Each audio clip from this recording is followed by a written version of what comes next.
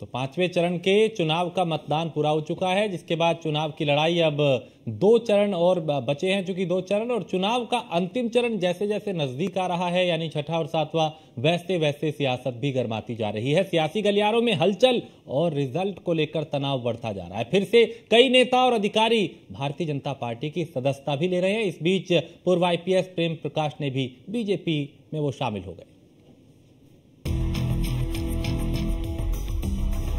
BJP में दलित अफसरों के ज्वाइन होने का सिलसिला जारी है। इससे पहले आईपीएस से रिटायर्ड होने के बाद ब्रजलाल, असीम अरुण, विजय कुमार के बाद चौथे दलित आईपीएस अफसर प्रेम प्रकाश ने बीजेपी ज्वाइन कर ली है। इस दौरान यूपी के डिप्टी सीएम ब्रजेश पाठक ने कहा, प्रधानमंत्री मोदी के नेतृत्व में देश ने तरक्की की है और पार्टी की नीतियों के जरिए राष्ट्रहित में काम करने वाला प्रत्येक व्यक्ति बीजेपी के साथ है। इसके साथ ही बीजेपी की सदस्यता लेने के बाद पूर्व आईपीएस प्रेम प्रकाश ने कहा, मैंने बीजेपी की नीतियों से प्रभावित होकर पार्टी की सदस्यता ली है। एक बहुत बड़ा जो देश का कर्ज अपने ऊपर है, उसे उतारने का अवसर मिल रहा है कि एक ऐसी पार्टी जो पूरी तरह से समर्पित है 2047 तक विकसित राष्ट्र के रूप में भारत को स्थापित करने के लिए, कि मैं भी उसका हिस्सा बनूं, इसी अपने आप के।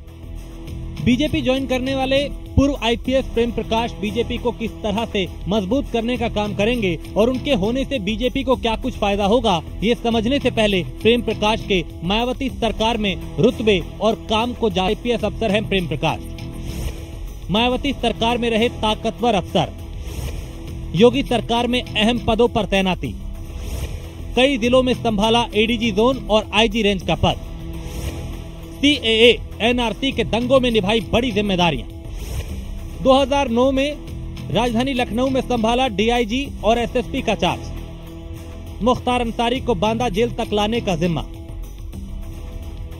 मायावती सरकार में ताकतवर अफसर रहे प्रेम प्रकाश, सपा सरकार में साइडलाइन रहे। इसके बाद जब यूपी में योगी सरकार आई तो फिर से प्रेम प्रकाश को अहम पदों पर तैनाती मिली। बीजेपी अलग अलग जिलों में आईजी रेंज से लेकर एडीजी जोन तक उन्हें बनाती रही। एडीजी पद से रिटायर्ड हुए प्रेम प्रकाश ने साल 2019 में सीएए और एनआरसी के दंगों के दौरान कानपुर में बड़ी जिम्मेदारी निभाई थी। वहीं मुख्तार अंसारी को यूपी के बांदा जेल तक लाए जाने की जिम्मेदारी को लेकर भी वो चर्चा में रहे। दिल्ली के रहने वाले प्रेम प्रकाश 1993 बैच के आईपीएस अफ चुके हैं। वे आगरा, मुरादाबाद, एनसीआर समेत कई जिलों में कप्तान रह चुके हैं। इसके अलावा प्रेम प्रकाश ने 12 जुलाई 2009 को राजधानी लखनऊ में डीआईजी एसएसपी का चार्ज संभाला था। बीएसपी सरकार के दौरान मुख्तार अंसारी को बांदा लाने की जिम्मेदारी उस वक्त प्रेम प्रकाश को मिली थी। उस समय वो एडीजी के पद पे थे। Bureau report, news one India.